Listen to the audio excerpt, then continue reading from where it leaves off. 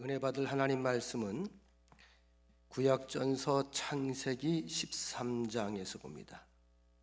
창세기서 13장 1절로부터 13절까지 있는 말씀, 구약전서 페이지 15쪽입니다. 페이지 15쪽 창세기 13장.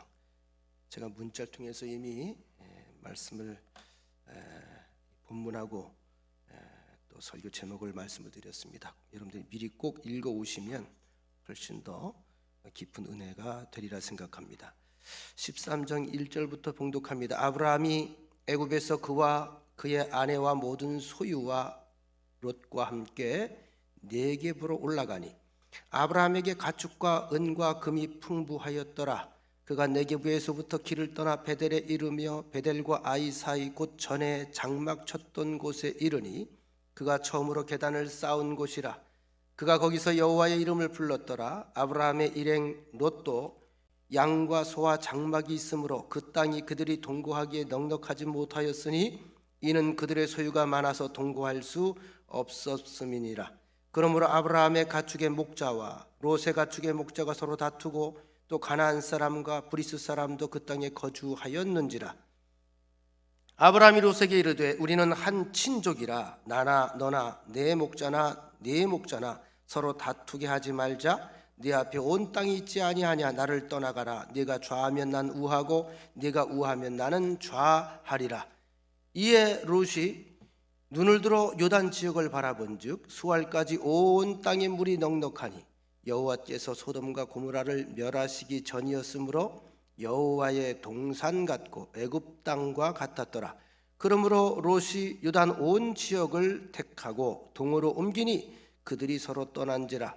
아브라함은 가나안 땅에 거주하였고 롯은 그 지역의 도시들에 머무르며 그 장막을 옮겨 소돔까지 이르렀더라. 소돔 사람은 여호와 앞에 악하며 큰 죄인이었더라. 아멘. 이 시간에도 함께 우리 나오지 못하고 영상을 통해서 예배드리는 우리 수입기 성도들, 동일한 은혜, 하나님의 귀한 은총이 이 시간에 가득하기를 주의 이름으로 간절히 축원합니다. 이런 식으로 찬양을 보니까 또 더 은혜스럽죠. 교인 한 사람 한 사람이 소중하고 다음을 또 기대하셔도 됩니다. 우리 김혜미 집사님도 올려주셨고 또 교회는 잘 나오지 못하지만 우리 김현모 집사, 김현모 성도 하랑이 아빠 가정 끌어안고 과장 먹는 거 끌어안고 함께 올린 내용들도 있습니다. 아주 보기가 좋은데 이런 끈끈한 우리가 연결고리가 있다는, 신앙의 연결고리가 있다고 하는 것 자체가 굉장히 큰 인연이고 축복이고 특권이라고 생각을 합니다. 오늘 말씀의 제목은요, 하나님께 선택받은 사람의 지혜. 누구에게 선택받았다고요? 하나님께 선택받은 사람의 지혜. 누구에게 선택을 받느냐? 나라에서는 대통령의 선택을 받으면 정치인들은 영광이겠지요. 또 그런가 하면 또 돈이 목적이고 사업이 목적인 사람은 그룹의 CEO한테 선택을 받는 것이 큰 복이겠지요. 그런데 돈으로도 안 되고 능으로도 안 되고 백으로도 안 되고 그 다음에 내 노력으로 안 되는 게 있습니다. 뭐죠? 하나님의 선택을 받는 겁니다. 이건 전적인 하나님의 주권이고 하나님의 섭리고 하나님의 권한인데 그분의 손에 붙잡혔다. 이것은 세상의 그 무엇과도 비교할 수 없는 귀한 것입니다. 성경을 보아도 우리가 역사안을 보아도 나름대로 어떤 큰 대업, 큰 일을 해냈다고 하는 사람들의 공통점은 한 길을 걸었다는 거죠. 한 마음, 한 목적을 향해서 한 마음을 품고 계속해서 한결같은 길을 걸었다. 초지일관했다. 또 지근하게 그 길을 걸었다. 다른 말로 이야기하면 성실했다. 이렇게 단어를 표현할 수가 있습니다. 성실하다. 여러분, 성실한 사람입니까? 불성실한 사람입니까? 한 일 살아가면서 늘 우리가 성실을 다짐합니다. 이렇게 살아야지, 흔들리지 말아야지, 그리고 내가 이런 건 좀 버리고 살아야지, 이렇게 살아야지. 매년 연초가 왜 중요하냐 하면 그런 결단을 하면서 나를 돌아보게 만든다는 거거든요. 결국은 성실성의 문제입니다. 얼마나 성실하게 내 한 가지를 위해서 기꺼이 걸어가는가. 이 성실의 반대가 있죠. 뭐죠? 불성실. 이 불성실. 자, 성실성을 우리가 한결같은 삶, 한 가지를 추구하는 삶 이렇게 말한다면, 불성실은 뭐예요? 두 가지를 추구하는 삶이 불성실이에요. 그래서 이중생활. 이 이중생활이 우리를 불성실하게 만들어요. 악한 마귀가 사람의 약점을 참 잘 압니다. 그래서 마귀가 쓰는 계략 중에 제일 재미를 많이 보는 것이 바로 이 방법인데, 자꾸 우리 마음속을 한 가지가 아니라 두 가지나 세 가지의 씨를 뿌려놓는 겁니다. 그래서 한 가지에 집중하지 못하게 만들어요. 정말 중요한 것이 무엇인지 그것에 집중하지 못하게 만들어요. 내 에너지가 분산되게 만들어요. 정신이 분산되게 만들어요. 정신이 분산되는 걸 뭐라 그러지요? 산만하다 그래요. 산만하다. 저도 목회를 한 30여 년 했으니까 꽤 오래 했죠. 교인들이 예배를 드릴 때마다 이렇게 예배 태도를 보면 저분이 지금 집중하고 있는지 산만한지가 대반 보여요. 산만하다는 얘기 뭡니까? 집중이 안 된다는 얘기예요. 집중이 안 되면 졸아요. 안 들어오니까. 희한해요. 예배 마치면 어떻게 집에 가는 게 용해. 집에 가서는 또 안 조시는지 모르겠어. 주님만 바라보겠다고 결심한 우리에게 자꾸 주님 외의 것, 세상 것들, 더 달콤해 보이는 것들, 더 커 보이는 것들, 화려해 보이는 것들, 이런 것들을 자꾸 내 마음에 품게 만드는 거. 오직 외길, 생명의 길, 신앙의 길을 걸어가는데 그 결단을 자꾸 방해하는 것들. 근데 이런 것들이 우리 인생을 방해하는 거거든요. 예를 들면 어떤 분들이 그렇게 말을 하더라고요. 코로나19 전염병이 장기적으로 이제 세계 확산 추세가 자꾸 세계 확산 추세로 되니까 대면 예배가 어렵게 되면서 비대면 예배를 자꾸 자주 드리잖아요. 그 다음에 대면 예배를 나라에서 드리라, 정부에서 드리라고 해도요, 스스로 두렵고 염려해서 안 나오는 분들이 있을 거란 말이에요. 그래서 기독교인들의 수가 많이 줄었다는 거죠. 일리가 있는 말입니다. 근데 저는 그렇게 해석하지 않습니다. 기독교인들의 수가 줄은 게 아니고요, 사실은 참 그리스도인과 비그리스도인이 구별된 계기가 마련된 거예요. 그렇지 않습니까? 교회 다닌 횟수와 교회 다닌 연수가 중요한 게 아니고, 내가 얼마나 중심으로 예수를 만나서 중생을 체험했고, 예수 만나서 죄사함을 받았고, 예수 만나서 구원받은 자의 확신이 있는가, 얼마나 이 영생에 대해 절실한가, 천국에 대해서 절실한가, 이 분명한 체험이 내 속에 없으면 비실비실하다가 그만두고 마는 거거든요. 뭐 우리 교회 같은 경우도 이제 많지는 않습니다만 몇 가정이 지금 못 나오고 있어요. 그러니까 이것저것 평소에 얽혀서 겨우겨우 나오던 교인들에게는 이게 아주 좋은 핑계. 어떤 교인하고 제가 대화를 했어요. 왜 이렇게 오랫동안 교회를 못 나오냐? 코로나 때문에 못 나온대. 저는 또 직선적이잖아요. 자네는 코로나 이전부터 안 나왔잖아. 희한하죠? 코로나 이전부터 안 나왔는데 지금 왜 못 나오냐? 코로나 때문에 못 나온대. 명분이 좋은 거예요. 그래서 제가 그 얘기를 했습니다. 주께서 보고 주께서 듣고 계신다. 반면에 그 속에 믿음이 있는 사람들은요, 오히려 이 예배가 더 절실해지고 간절해지는 현상이 나타나요. 저에게도 영상으로 지금 찬양을 해서 만들어서 보낸 교인들이 몇 사람이 있는데, 죄송합니다만 가슴이 먹먹해지더라고요. 그걸 제가 받아보면서 눈물이 자꾸 나와요. 얼마나 애틋한지요. 여러분, 한 예배 시간에 찾아오는 마귀의 시험은 자꾸 딴 생각나게 만든다는 것, 정말 중요한 것에 집중하지 못하게 만들고 정신이 분산되게 만든다는 것, 산만하게 만든다는 것. 너무 많은 것을 하려고 하지 마세요. 저도 올해 한 해 동안에는 목회 계획도요, 아주 단순하게 잡았어요. 예배 더 뜨겁게 만들자. 교인들에게 어떻게든지 성경을 내가 가르치겠다. 대개 일을 성취하는 사람들은 그 초점이 분명합니다. 제대로 된 삶을 살기 위해서는 분명한 하나의 초점을 가지고 있어야 됩니다. 하나님께서 성경을 통해 또는 수많은 선지자들을 통해서, 오늘날 설교자들을 통해서 귀에 못이 박히도록 강조하고 또 강조하고 또 강조하는 게 뭡니까? 오늘 이 설교도 마찬가지라고 봐요. 우리 하나님을 향해서 한 마음을 갖자는 거예요. 우리 하나님을 향해서 한 마음을 품으라는 거예요. 한 마음으로 말씀을 대하라는 거예요. 한 가지 마음으로 그 말씀에 귀를 기울이라는 거예요. 그러면 여기 와서 이게 싹이 납니다. 여러분, 예배 시간에 예배 안 드리고 창문 밖에 이렇게 멍 때리고 있어 봐봐요. 무슨 말씀이 들어가 씨를 내리겠어요? 마태복음 6장 22절 23절 이 말씀을 제가 참 자주 말씀을 드리는데, 주님께서 말씀하시기를 눈은 몸의 등불이니 그러므로 내 눈이 성하면 온몸이 밝을 것이요 눈이 나쁘면 온몸이 어두울 것이니. 눈은 몸의 등불이래요. 우리 몸의 등불. 내 눈이 성하면 온몸이 다 밝게 보일 거다. 내 눈이 나쁘면 온몸이 다 침침해 보일 거다. 영어 성경을 찾아보니까 눈이 성하다라고 하는 말을 재밌게 표현을 해놨어요. 눈이 성하면 싱글 포커스 이렇게 되어 있습니다. 눈이 나쁘면 더블 포커스 이렇게 되어 있습니다. 다시 말하면 눈이 초점이 잘 맞으면 밝다는 거예요. 이 안경이 어떤 역할을 해주죠? 저도 눈을 이렇게 안경을 벗으면 눈이 침침해서 안경을 꼭 써야 돼요. 책을 볼 때는 돋보기를 옆에 갖다 놓고 제가 설교 준비를 해요. 뭐가 문제일까요? 초점의 문제예요. 그 안경이 뭘 도와주는 거죠? 초점을 도와주는 거예요. 오른쪽 시력과 왼쪽 시력이 다르거든요. 이걸 서로 보완해서 초점이 하나가 되도록, 그러면 명확해지는 거예요. 다시 말씀드리면 눈이 상한 것, 밝은 것과 눈이 나쁘다, 이 기준은 시력이 아니고 초점이 몇 개인가를 보면 된다는 거죠.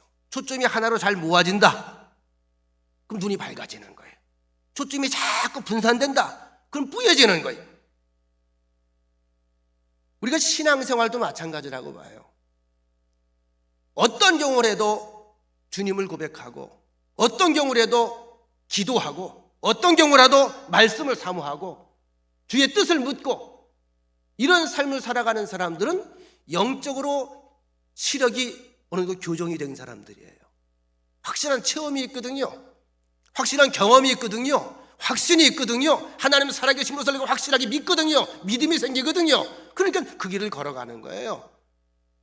근데 그렇지 못하고 휘청휘청거리다가 웬만하면 넘어질 생각을 먼저 해. 이런 사람들은 살려고도 안 해. 넘어질 때 기다려. 제발 나 넘어지게 내버려둬. 이런 사람들이 있다고요. 왜일까요? 앞이 안 보여서 그러는 거예요. 좀 더 교정이 필요해요. 그래서 교회 교인들이 서로 간에 돌봄이 필요한 거예요. 저 사람은 성격이 더러워, 삐지기도 잘 삐져, 성격이 별나, 그러지 말고 교정하는 기간이구나, 내가 좀 돌봐줘야 되겠다. 신앙생활을 우리가 시작했다고 하는 것은 세상을 향했던 내 눈이 하나님을 향해서 초점을 맞추기 시작했다는 거 아닙니까? 하늘의 뜻에 대해서, 하나님의 말씀에 대해서, 하나님의 마음에 대해서, 하나님의 목적에 대해서. 그러니까 주의 말씀에 집중하는 거. 그럼 이 집중의 다른 말이 뭘까? 집중. 의미는 같은데 다른 단어가 있어요. 집중. 전 그걸 포기라고 하는 단어로 대치를 합니다. 집중한다, 나머지 포기한다는 거예요. 이해가 되시나요? 무엇 하나에 바짝 집중을 하면 옆에 파리가 왔다 갔다 하는 게 보여, 안 보여? 안 보여. 안 들래. 그러니까 집중하라고 하는 말은 포기하라고 하는 말과 같습니다. 결국 선택의 문제입니다. 내가 무엇에 집중할 것인가? 이 이야기는 내가 무엇을 포기할 것인가? 그러면 이것을 포기할 만큼 내가 집중하려고 했던 이 선택이 귀한 선택인가? 먼저 이걸 물어봐야 돼요. 이것이 내 생명과 직결되어 있는 건가? 영생과 직결이 되어 있는 건가? 구원과 직결이 되어 있는 건가? 하나님과 연결되어 있는 건가? 그게 가장 중요한 거거든요. 여기에 집중하려면 나머지를 놔버려야 돼요. 그래야 이 길을 걸어갈 수 있거든요. 그래서 하나님께서 우리에게 다른 피조물에게 없는 선물을 하나 주셨죠. 그게 이제 자유의지라고 하는 거 아닙니까? 이제 이성이라고도 말해요. 사람만 이성이 있어, 이성. 그죠? 이 선택의 자유를 주셨단 말이에요. 다른 것들은 로버트처럼 원칙대로만 살아가게 돼 있어요. 근데 사람만 생각을 해요. 유혹을 느껴요. 갈등을 해요. 그죠? 그리고 여러 가지 생각 가운데 내가 좋아하는 걸 쫓아요. 무엇을 선택한단 말이에요. 의지적으로. 우리 인간에게만 주신 하나님의 선물인데 그렇게 만들어 놓으시고 하나님께서 바라시는 게 있어요. 뭐죠? 하나님의 뜻과 하나님의 길과 하나님의 마음을 우리 인간이 선택해 주길 원한다는 거죠. 그래서 우리에게 믿음이 있으면 하나님이 하늘에서 박수를 친다는 거예요. 고맙다 야, 고맙다 야. 여러분, 자녀들이 어느 날 좀 철이 들어서 일방적으로 얻어먹고 대접만 받고 징징거리다가 철이 들어서 집 밖에 나가 독립을 했는데 시시때때로 부모에게 전화를 해요. 영상통화를 하면서 아버지 별일 없죠? 잘 키워줘서 참 고맙습니다. 저는 염려하지 않으셔도 됩니다. 좀만 기다리세요. 말이라도 그렇게 해서 아버지의 마음을 자꾸 힘을 준다면 여러분 마음이 뭉클하지 않아요? 이 마음이 어디서 오는 마음이냐? 전 요즘에 나이가 들어가면서 죄송합니다. 아직 새파랗게 젊은 것이 뭔 생각을 가지게 되냐면 자꾸 하나님의 마음이 이런 게 아닐까 이렇게 느껴지는 거예요. 하나님의 소원이 여기 있어요. 우리에게 이성을 주고 자유의지를 주셨지만 그 자유의지를 가지고 이성을 가지고 세상에 좋아 보이는 것들이 많은 거 알아요. 달콤한 것들이 많은 거 알아요. 왜? 하나님이 다 만들어 놓으셨으니까. 그런데 그 가운데 하나님이 우리에게 원하시는 것은 우리가 자발적으로 스스로 느끼고 깨달아서 철들어서 하나님의 마음, 하나님의 길, 하나님의 뜻대로 선택해 주길 바란다는 거죠. 이사야 56장 4절로 5절 말씀입니다. 여호와께서 이와 같이 말씀하시기를 나의 안식일을 지키며 내가 기뻐하는 일을 선택하며 다 우리에게 선택을 요청하시는 거죠. 나의 언약을 굳게 잡는 고자들에게는, 고자가 뭡니까? 아이를 못 낳는 사람을 얘기하는 거예요. 남자들 가운데. 그 집안이, 옛날 사람들은 고자 그러면 그 집안이 몰락하는 거예요. 대가 끊어지니까. 그런데 다시 읽어드립니다. 나의 안식일을 지키며 내가 기뻐하는 일을 선택하며 나의 언약을 굳게 잡은 자에게, 약속이죠? 그것을 선택한 사람들에게 내가 내 집에서 내 성 안에서 아들이나 딸보다 나은 기념물과 이름을 그들에게 주며 영원히 이름을 주어 끊어지지 않게 할 것이며, 우리가 하나님 당신의 길을 선택하면, 하나님께서 기뻐하시는 길을 선택하면 자녀가 없는 자라도 그 아들들, 어느 아들 어느 딸보다도 더 높은 더 나은 이름과 명예를 너에게 보장해 주리라. 염려하지 말아라 사람들의 평가, 염려하지 말아라 사람들의 시선, 그거 아무것도 아니다. 내가 다 보상해 주마. 하나님의 약속입니다. 잘 아시는 바대로 창세기 12장은 아브라함이 하나님께 부름받은 소명장이라 불려집니다. 성경은 아브라함의 과거에 별 관심이 없습니다. 우리가 예수를 만난다면, 예수를 고백한다면, 예수를 영접하고 우리가 주 앞에 회심한다면 그 이전 것은 아무것도 아닌 거예요. 어떻게 살아왔든지 묻질 않으셔요. 그래서 정치를 하면 안 돼요. 청문회 한번 해봐요. 다 끄집어내잖아. 다 끄집어내. 그래서 정치인들은 말을 참 조심해야 돼. 예수 믿는 사람들 자꾸 과거를 말하면 안 돼요. 그런 유행가 또 있잖아요. 과거를 묻지 마세요. 제목은 몰라. 성경은 이 아브라함의 과거에 별 관심이 없습니다. 단지 그 부모가 우상의 형상을 만들어서 팔던 우상 숭배자였다는 거, 그죠? 목각으로 뭐 만들고 뭘 부어서 만들고 나무로 뭘 만들고 해서 팔았다는 거. 그것 외에는 우리가 아는 부분이 별로 없어요. 무명의 한 사람 아브라함을 하나님께서 부르셨고, 이에 아브라함은 지나온 과거와 현실 조건까지도 다 포기하고 단지 하나님의 말씀을 쫓아 집을 나서서 움직였다. 그 이후에 범사에 하나님의 말씀에 귀를 기울였다. 그 하나님의 말씀을 듣고 준행하는 삶을 계속 살아갔다. 결국 하나님의 말씀에 집중하는 삶을 살아갔다. 그러자 그의 일생에 우리가 아는 몇 가지 결정적인 실수가 있었음에도 불구하고 하나님은 여전히 그를 믿음의 아버지로 우리에게 대대로 소개하고 있습니다. 오늘 우리가 읽은 본문의 내용은 올 한 해를 살아가면서 신앙생활하는 우리에게 있어서 무엇에 우리가 집중해야 하는지를 분명하게 교훈해 주고 있습니다. 그리고 하나님의 약속엔 반드시 손해가 없어요. 하나님께서 이끄시는 것, 하나님께서 원하시는 것, 하나님께서 바라는 것, 그것을 붙잡으면 하나님께서는 인간의 방법이 아니라 하나님의 방법으로 놀랍도록 다 그 외의 길들을 열어주신다는 이야기입니다. 하나님께서 아브라함에게 경제 복을 주셨습니다. 올 한 해 이 어려운 중에도 우리 성도님들은, 믿음의 가족들은 경제 복도 받게 되기를 주의 이름으로 간절히 축원합니다. 하나님이 하시면 돼요. 아브라함에게 재산이 많아졌어요. 소떼가 많아졌어요. 양떼가 많아졌어요. 요즘처럼 살을 먹이는 때도 아니잖아요. 그러면 초원이 필요해요. 그래서 이 사람들이 이동할 수밖에 없는 거예요. 목축업들은 철 따라, 시절 따라 움직이는 거죠. 추우면 춥지 않은 곳으로, 풀이 없으면 풀이 있는 곳으로. 그 유목민 생활할 수밖에 없어요. 근데 희한하죠? 아브라함만 경제복을 받은 게 아니라 집에서 쫓아나왔던 그의 조카 롯도 따로 개인 재산이 있는데 그것도 덩달아 복을 받았어요. 이 복도요 참 희한해요. 경제복을 받았는데 소떼가 많아지고 양떼가 많아지니까 삶의 터전이 자꾸 비좁아지는 거예요. 그러다 보니까 서로 목자들이 자꾸 싸움이 벌어져요.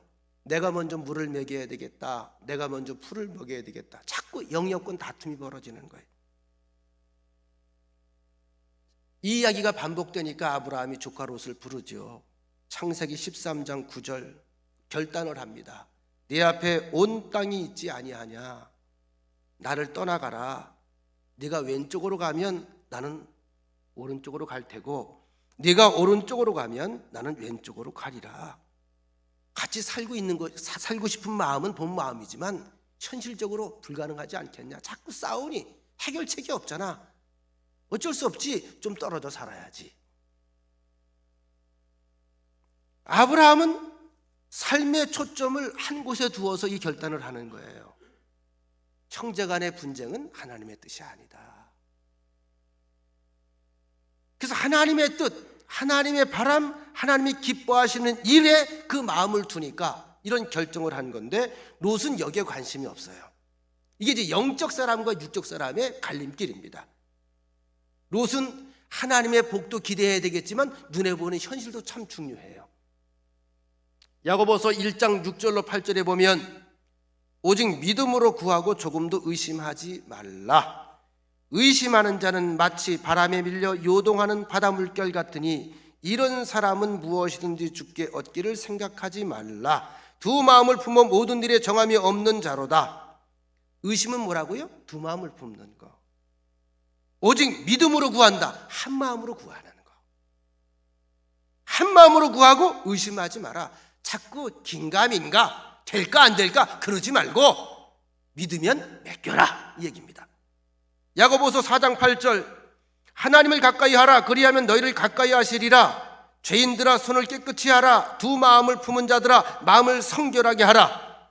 마음을 성결하게 하라. 성결이라고 하는 말 참 우리가 많이 듣는 말이지요. 성결을 다른 말로 얘기하면 거룩입니다. 깨끗하다, 거룩. 거룩은 뭘까요? 한 마음을 품는 거, 하나님의 마음을 소유하는 거. 이게 구별된 마음입니다. 성도, 구별된 성도. 생각이 구별돼야 돼요. 마음이 구별돼야 돼. 삶이 구별돼야 돼요. 그래서 깨끗한 걸음을 걸어가야 돼. 깨끗한 거죠. 하나님과 동행하는 걸음입니다. 그래서 믿음은 한 마음을 품는 것이고 의심은 두 마음을 품는 겁니다. 하나님의 관심이 오직 나 이 한 사람이었듯이 우리 역시 하나님을 향해서 예배를 드리든지 기도를 하든지 찬양을 하든지 한 마음을 품고 드려야 능력이 드러나게 되는 것이 영적 세계의 원리입니다.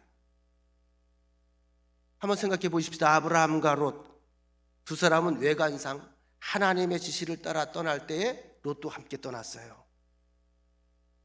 참고로 아브라함은 조카 롯의 큰아버지입니다.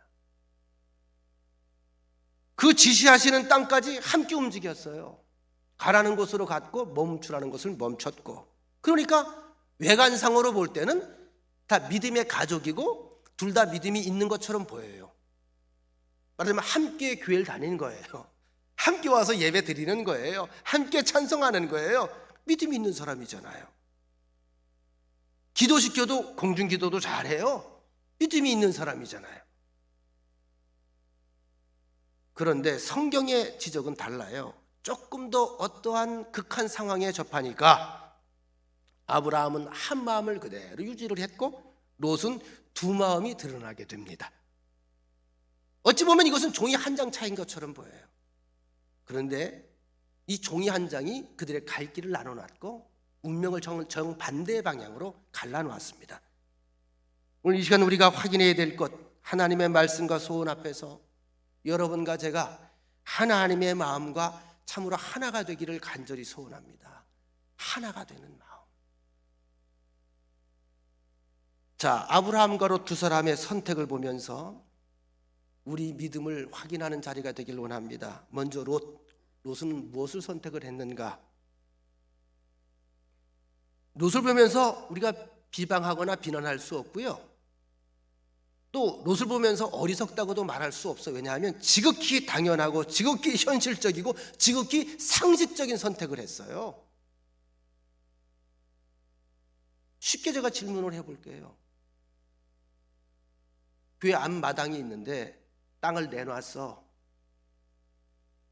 여기는 평당 40만 원이야.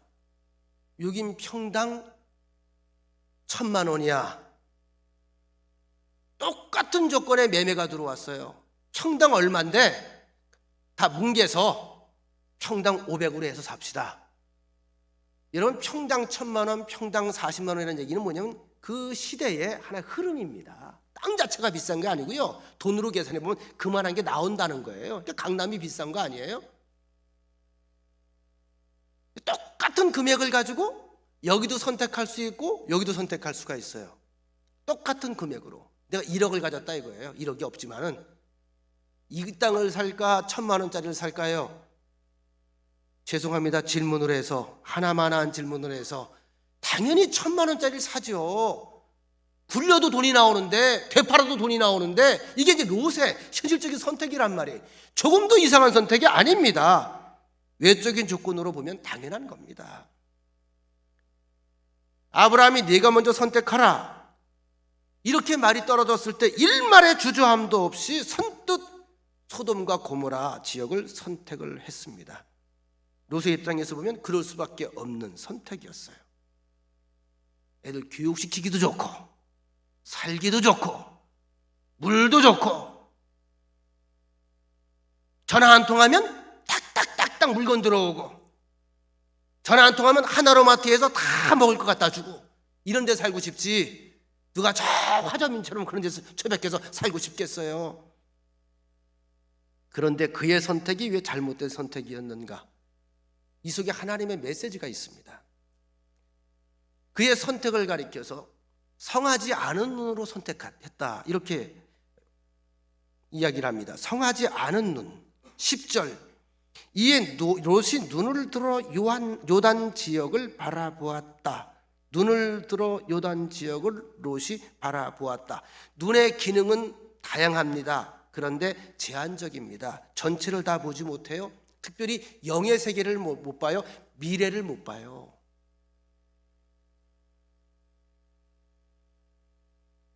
배우자를 선택할 때도 마찬가지죠. 눈으로만 결정하면 그 선택은 굉장히 위험합니다. 위험해요. 가정에 있는 여러분 사람이 이뻐요. 예? 빵 하는 사람들이 이뻐요. 2절을 하지 않을게요. 오빵 하는 사람들은 벌써 칠한 게 달라요. 빗자루 달고, 그죠? 얼굴에 떡칠을 해. 그래서 그 얼굴은 떡이야. 먹음직스러워. 떡칠을 하니까. 그죠? 반짝이까지 뿌려요. 얼마나 모양을 내는지 몰라요. 향수는 얼마나 짙게 바르는지 몰라요. 립스틱 짙게 발라요. 그러니까 조명 속에 보면 천사 같은 거예요. 그 속은 다 썩었는데. 그러니까 그 선택이 위험한 거죠. 오빵 그래서 왱 그러고 가면 날 위해 헌신할 것 같아? 그렇지 않아요. 그러니까 우리 눈은 색깔이나 생김이나 크기는 볼 수 있을지 모르겠지만 인격이라든지 속마음이라든지 그 영적인 세계, 신앙의 세계, 정신 세계를 볼 수 있는 눈이 없다는 거죠. 롯이 선택한 것은 바로 뭐예요? 그걸 무시하고 육의 세계를 선택한 거예요. 과거에 문민정부라고 말하는 고 김영삼 대통령, 김대중 대통령 시절에도 한때 화제가 됐던 일이 있었어요. 각 기관 사무실과 핸드폰 통화 내용을 도청했다는 사실이 밝혀지면서 홀랑 뒤집어졌었죠. 지금도 마찬가지예요. 같은 여당, 같은 야당이라고 해서 모든 걸 다 터놓고 지낼까요? 은밀하게 지낼까요? 서로 자주 보는 사람들끼리 왜 그래야만 할까요? 한 편이고 한 배를 탄 사람들끼리 왜 그래야 할까요? 그 속을 알 수가 없기 때문에 그래요. 여러분 창세기 3장 6절에 보면 하와가 뱀의 꼬임에 빠져서 선악과를 따먹는 장면이 기록되어 있습니다. 여자가 그 나무를 본즉 먹음직도 하고 모함직도 하고 지혜롭게 할 만큼 탐스럽기도 한 나무인지라 여자가 그 열매를 따먹고 자기와 함께 있는 남편에게도 주매 그도 처먹은지라. 죄송합니다. 첫자는 없습니다. 창세기 6장 2절 하나님의 아들들이 사람의 딸들의 아름다움을 보고 자기들이 좋아하는 모든 여자를 아내로 삼는지라. 하나님의 아들들, 믿음의 자손들, 하나님의 약속 안에 있던 사람들이 사람의 딸들, 세속적인 딸들의 아름다움을 보고 자기가 좋아하는 모든 여자를 아내로 삼는지라. 신앙도 인격도 약속도 다 뒤로 한 채 눈에 보일 때 아름다워 보이는 거, 눈에 보아서 예뻐 보이는 여자들을 아내로 그냥 막 삼았다. 그리고 이어지는 말씀이 뭐죠? 그걸 알아야 돼요. 타락과 범죄와 그들의 죄악들이 땅에 가득하게 되어서 결국 홍수 심판의 원인이 되었다. 그 얘기를 하려고 하는 거예요. 그 창세기 6장에 나오는 거 아니에요? 이 길을 선택했다. 죄 길로 들어갔다. 포화 상태가 됐다. 물로 심판을 받았다. 여러분, 눈이라고 해서 다 좋은 거 아니에요. 진리를 보고 주님 보고 영원한 생명의 세계를 바라보는 눈이 좋은 눈인 줄로 믿습니다. 또 한 가지 당장의 조건을 선택을 했어요. 10절에 보면 롯이 본 눈으로 본 곳 선택한 곳이 뭐예요? 그 조건이 물이 온 땅에 넉넉했고 여호와의 동산이었던 에덴 동산처럼 아름답고 애굽 땅처럼 아주 비옥했다. 여러분 중동 지역은 사막 지역 아닙니까? 거의. 그러니까 이 땅에서 물이 넉넉하다, 땅이 비옥하다. 이건 이것보다 더 바랄 조건이 없어요. 완벽한 거예요. 롯이 바로 그 조건을 보고 선택을 했습니다. 잠시 뒤에 우리가 이미 확인한 내용이긴 합니다만 창세기 19장에 보면 롯이 살던 소돔성과 고모라가 유황불로 멸망하는 사건이, 심판의 사건이 고스란히 기록이 되어 있습니다. 하나님께서 아브라함의 간청을 들으시고 조카 롯을 구하기 위해서 두 천사를 먼저 롯의 집에 방문토록 하십니다. 멸망하기 전에 그들은 끄집어내라. 이것도 아브라함이 간절히 매달려 기도해서 들으신 거죠. 그런데 소돔성에서 천사를 만난 롯과 그 가족들의 태도를 보면 엄밀하게 말하면 전혀 하나님하고 상관이 없는 존재들입니다. 하나님에 대한 경외감이 조금도 없는 존재들, 다시 말하면 신앙이 없는 가정이에요. 아브라함과 같이 있을 땐 몰랐어요. 떨어져 있으니까. 천사가 심판을 예고하면서 가자니까 나와 안 나와? 못 나간다는 거야. 내 모든 격이 다 있다는 거예요. 그저 하나님을 자신의 욕구를 충족시켜 주시는 복권 정도로 생각을 한 사람들이에요. 그들의 삶의 행적 속에 어디에도 기도했다거나 눈물로 회개했다거나 눈물로 간청했다거나 눈물로 예배드렸다고 하는 흔적을 찾아볼 수가 없습니다. 롯이 선택한 소돔과 고모라의 경우에 물이 넉넉하고 풍성한 것만큼 죄도 넉넉하고 풍성했어요. 먹거리 볼거리가 많은 것만큼 타락과 범죄도 많았습니다. 결국 유황불로 멸망을 당한 거예요. 오늘 아침 기사를 제가 잠깐 눈을 떠서 보니까 서울 경기도 지역에서는 실내 모든 체육시설이 폐쇄가 됐잖아요. 당구장도 안 돼요. 골프 연습장도 안 돼요. 그러니까 난 다들 무슨 재미로 사나 그러고 있었는데 오늘 아침에 제가 잠깐 열어보니까 춘천이 미어진대. 춘천이. 당구장도 예약제래. 주말엔 24시간 돌린대요. 춘천의 실내 골프장 만석이래. 예약해도 밀린대. 어디 사람들이 오냐? 다 내려가는 거예요. 그리. 제가 그걸 보면서 그냥 웃었어요.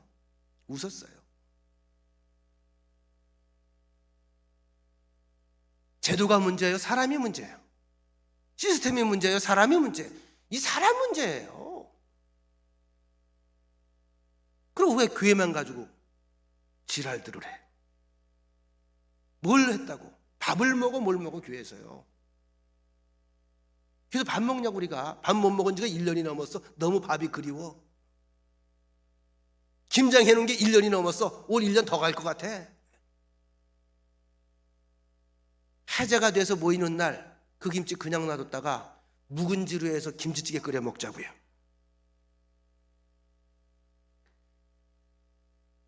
여러분, 노색에 있어서 아브라함은 그냥 삼촌이 아니에요. 그냥 큰아버지가 아니고요. 그 이상의 의미가 있는 존재입니다. 창세기 11장 27절 이하에 잠깐 나오는 이야기를 소개해 드릴게요.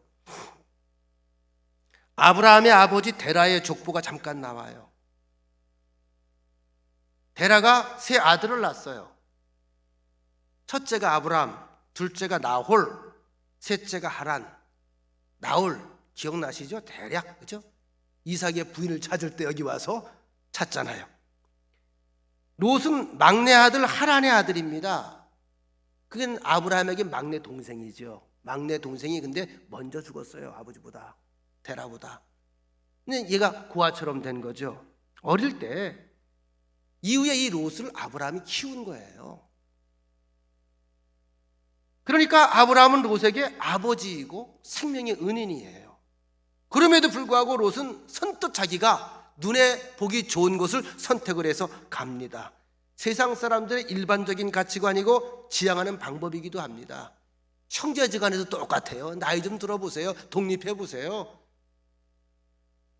똑같은 조건에서 조금 유리한 것이 있으면 형 먼저 아우 먼저 할까요? 형 내가 먼저, 동생 내가 먼저 할까요? 쉽지 않아요. 우리가 예수 믿으면서 얼마든지 양보하라고 우리 입으로 얘기하지만 내 눈앞에 떡 2개 있어 봐봐요. 가져가. 근데 가져가면 얄밉다? 양보할 테니 네가 먹어. 먹으면 꼴보기 싫다? 사실 이 마음까지 버려야 되거든요. 이게 사실은 자신감이에요. 너 그걸로 사니? 난 이걸로 살아. 여러분, 어떤 경우에도 은혜를 망각하는 것은 하나님의 뜻이 아닙니다. 그리고 그것은 사람이 할 짓도 아닙니다. 역대상 16장 8절 말씀, 너희는 여호와께 감사하며 그의 이름을 불러 아뢰며 그가 행하신 일을 만민 중에 알게 할지어다. 하나님의 일을 세상에 드러내라. 이게 감사하는 거다. 잠언서 17장 13절, 누구든지 악으로 손을 갚으며 악이 그 집을 떠나지 누구든지 악으로 손을 갚으면 악이 그 집을 떠나지 아니하리라. 악으로 손을 갚으면 악이 그 집을 떠나지 아니하리라. 은혜를 악으로 갚았다, 그 집은 계속해서 악이 떠나지 않는다. 심판당한다 얘기죠. 마태복음 5장 16절, 이같이 너희 빛이 사람 앞에 비치게 하여 그들로 너희 착한 행실을 보고 하늘에 계신 너희 아버지께 영광을 돌리게 하라. 우리가 선한 일을 하게 되면 나를 통하여서 하나님의 이름이 드러나게 된다는 거죠. 하나님보다 조건을 더 중요시하는 사람이 있습니다. 신앙보다 조건을 더 찾는 사람도 있습니다. 세상 사람들 그걸 얕다, 지혜롭다, 꾀있다 이렇게 말할지 모르지만 하나님은 그 사람을 가리켜서 미련하다 이렇게 평가한다는 겁니다. 본문 13절 보십시다. 롯이 선택한 그곳을 가리켜 소돔 사람은 여호와 앞에 악하며 큰 죄인이었더라. 뭔가 좀 찜찜하지 않아요? 롯이 그 길을 선택을 했어요. 근데 소돔 사람은 여호와 앞에 악하며 큰 죄인이었더라. 여호와 앞에 악하며 큰 죄인이었더라. 뭔가 심상치 않잖아요. 물이 넉넉하고 아름답고 비옥한 곳이었지만 거기 사는 사람들이 악했어요. 다시 말씀드립니다. 하나님은 세상을 심판하시는 것이 아니고 사람을 심판하는 거예요. 악한 사람. 지금은 흔적도 없는 곳이 되어버리고 말았습니다. 롯은 잘못된 선택 때문에 패가 망신하는 사람이 되고 말았습니다. 로마서 8장 12절로 13절 말씀을 읽어드립니다. 그러므로 형제들아, 우리가 빚진 자로되 육신에게 져서 육신대로 살 것이 아니니라. 너희가 육신대로 살면 반드시 죽을 것이로되 영으로서 몸의 행실을 죽이면 살리니. 믿고 맡기라는 거예요. 믿고 맡겨라. 나 살아있다. 시퍼렇게 너희를 지켜보고 있다. 내가 주관하고 내가 섭리하고 내가 간섭하고 내가 직접 다 역사한다. 나 믿어라 이 얘기예요. 요한일서 2장 15절로 17절, 이 세상이나 세상에 있는 것들을 사랑하지 말라. 누구든지 세상을 사랑하면 아버지의 사랑이 그 안에 있지 아니하니 이는 세상에 있는 모든 것이 육신의 정욕과 안목의 정욕과 이생의 자랑이니 다 아버지께로부터 온 것이 아니요 세상으로부터 온 것이라. 이 세상도 그 정욕도 지나가되 오직 하나님의 뜻을 행하는 자는 영원히 거하느니라. 결단하고 하나님께 온전히 맡기는 믿음으로 하나님을 기쁘시게 하시기를 주의 이름으로 축원합니다. 자, 롯은 선택이 잘못됐어요. 그럼 아브라함의 선택을 보십시다. 사실 아브라함은 선택한 게 없어요. 선택은 네가 하라. 그리고 나는 나머지 가진 거죠. 근데 그것이 아브라함의 선택이었어요. 말씀 중심의 선택. 하나님의 계시, 하나님의 뜻, 하나님이 원하시는 게 무엇일까? 일단 하나님은 뭐예요? 형제간에 싸우지 않는 거, 우애를 지키는 거. 여러분 혹시라도 형제간에 싸울 일이 있으면 우애를 위해서 내려놓으세요. 그냥. 하나님은 그걸 원하는 거예요. 그 다음에 내가 얼마나 희생했으며 얼마나 포기했으며 얼마나 내려놨는지 하나님이 아실까 모를까 다 알아요. 그걸 하나님은 믿음으로 보시는 거예요. 창세기 12장 1절로 4절에 보면 그의 고향 하란을 떠나라고 하는 말씀 한마디에 즉시 떠났습니다. 창세기 22장에 보면 외아들 이삭을 하나님께 바치라고 하니까 예하고 모리아 산까지 데리고 가서 하나님께 산제물로 드리려고 했습니다. 눈으로 보고 가슴에 담고 머리로 생각하고 이해득실을 따지고 그리고 판단한 게 아니에요. 말씀을 들었고 나를 접었고 나를 비웠고 순종했고, 순종이 뭐죠? 나를 비우는 행위가 순종이에요. 하나님의 뜻을 따라서 모든 것을 결정을 했다. 무엇이 신앙인가? 무엇이 순종인가? 롯은 자신의 의지와 자신의 생각과 자신의 결정에 따랐습니다. 그런데 아브라함은 자신의 의지와 자신의 사고와 자신의 결정을 하나님의 마음, 하나님의 뜻에 맞추고 따랐습니다. 그럼 이 갈등, 이 분기점이 어디에서 비롯되었을까? 물질의 풍요함. 물질의 풍요함을 눈으로 보면 뭐가 들어가죠? 탐심이 들어가요. 아, 저거 갖고 싶다. 먹고 싶다, 소유하고 싶다. 롯은 이때 그 물질을 마음 내키는 대로 선택을 한 거죠. 다시 말하면 탐심을 그냥 가지고 간 겁니다. 아브라함은 탐심을 넘어서서 하나님의 뜻을 추구한 겁니다. 시편 62편 10절 아주 귀중한 말씀드립니다. 포악을 의지하지 말며 탈취한 것으로 허망하여지지 말며 재물이 늘어도 거기에 마음을 두지 말지어다. 재물이 늘어도 거기에 마음 두지 말지어다. 그거 노예가 되지 말라는 거예요. 전도서 5장 13절 내가 해 아래에서 큰 패단되는 일이 있는 것을 보았나니 곧 소유주가 재물을 자기에게 해가 되도록 소유하는 것이다. 소유주가 재물을 가지고 있는데 내게 그것 때문에 해가 돼. 그것 때문에 내가 패가 망신해. 그것 때문에 내가 싸워. 그것 때문에 다른 사람들 더 못살게 굴어. 더 악한 길로 가게 돼. 아주 우리에게 적나라하게 노골적으로 던져주는 말씀이 있어요. 마태복음 6장 24절 한 사람이 두 주인을 섬기지 못할 것이니 혹 이를 미워하고 저를 사랑하거나 혹 이를 중히 여기고 저를 경히 여김이라 너희가 하나님과 재물을 겸하여 섬기지 못하느니라. 이런 표현을 하셨죠. 하나님과 재물을 겸하여 섬기지 못한다. 아무리 이 말씀을 읽어보고 또 읽어봐도 기가 막힌 진리의 말씀이에요. 물질이 있는 곳에 우리 마음이 가요. 이건 뭐 우리가 부인할 수가 없어요. 하나님과 재물을 겸하여 섬기지 못한다. 어떤 친구 하나가 11조를 못하고 있는 친구가 있었어요. 그는 청소년입니다.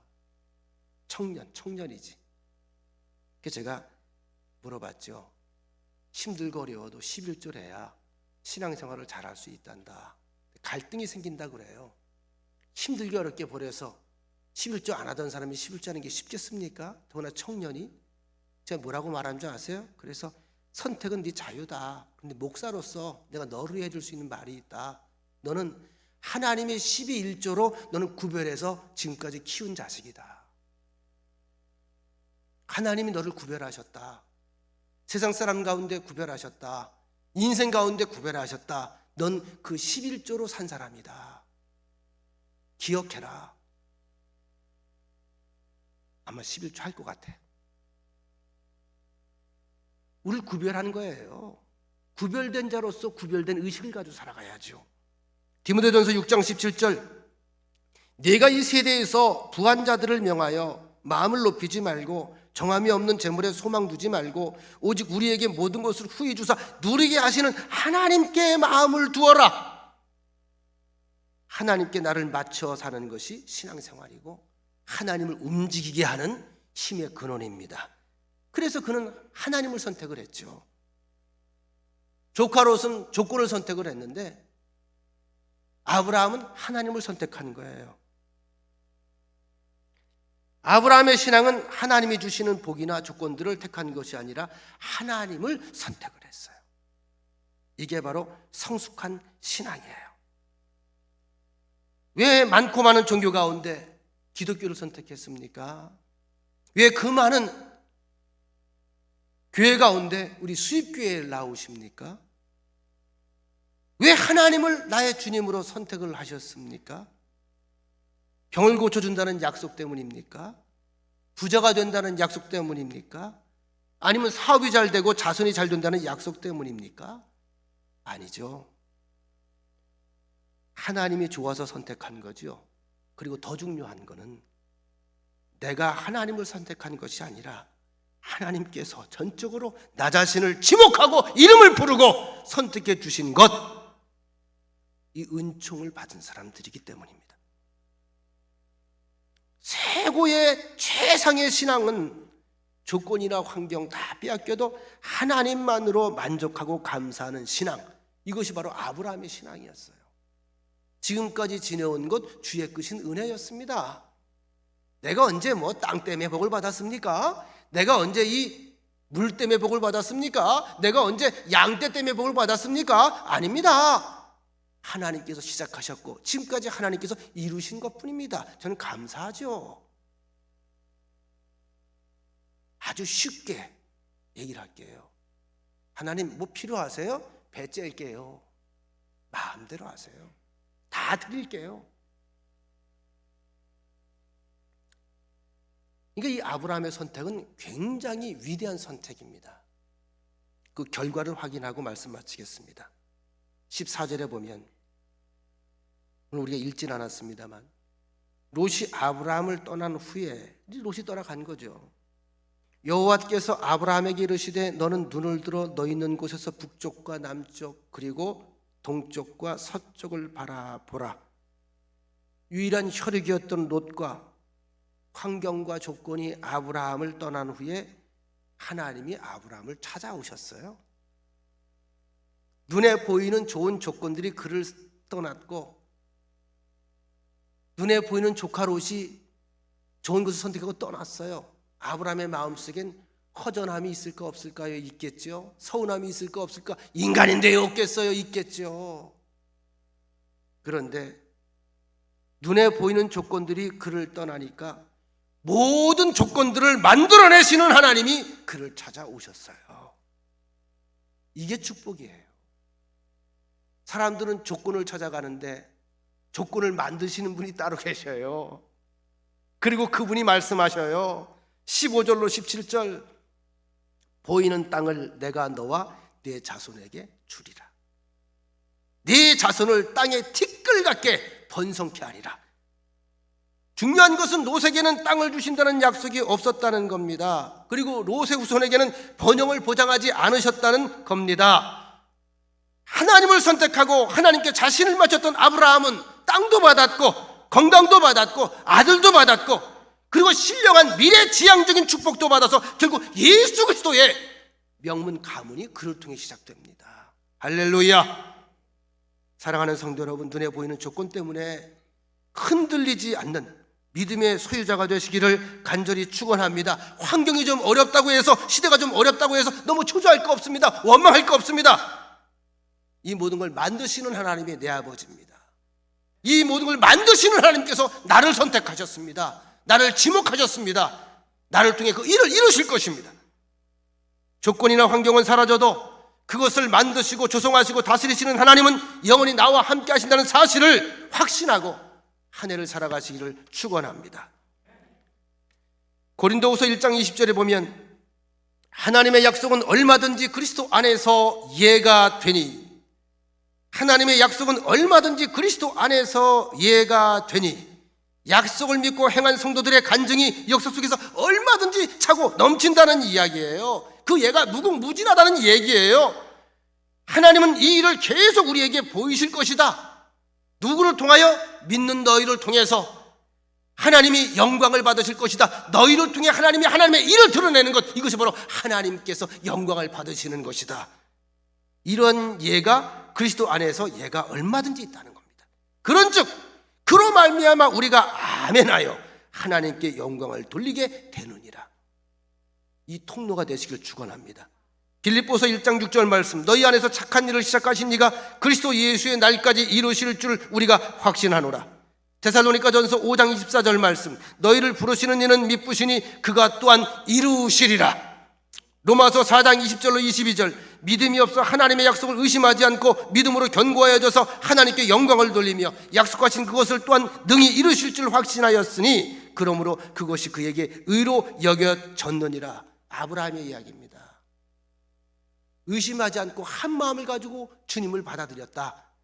하나님께서 그것을 의로 여기셨다.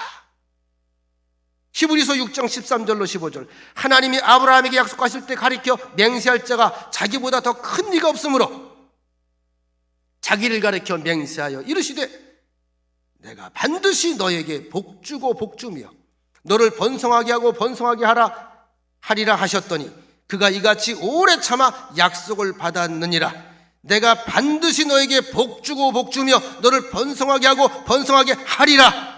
하나님께서 아브라함에게 들으셨던 말씀. 근데 그가 오래 참아서 약속을 받았다. 이게 뭐 참았다는 얘기가 뭐죠? 믿고 기다렸다는 이야기죠. 말씀 마칩니다. 아브라함은 하나님의 말씀을 들었습니다. 하나님께서 아브라함에게 말씀하십니다. 너는 눈을 들어 너 있는 곳에서 동서남북을 바라봐라. 동서남북은 누구의 것이지요? 하나님의 것입니다. 눈을 들어 동서남북을 창조하신 하나님을 바라보라는 거예요. 그리고 동서남북에 편만한 깃들어 있는 하나님의 능력을 바라보라는 거예요. 소돔과 고모라의 외적인 조건을 바라보는 사람이 아니라 언제나 이 모든 것을 창조하시고 간섭하시고 섭리하시고 이루시는 하나님을 바라보고 살아가는, 그때 하나님께서 일하시겠다는 거죠. 하나님께서 길을 여시겠다는 거죠. 하나님께서 우리 인생을 통하여, 내 발걸음을 통하여 하나님의 역사를 세상에 드러내시겠다는 거죠. 그것이 하나님께 영광을 돌리는 길입니다. 그 믿음의 씨앗들이 되시길 주의 이름으로 간절히 축원합니다.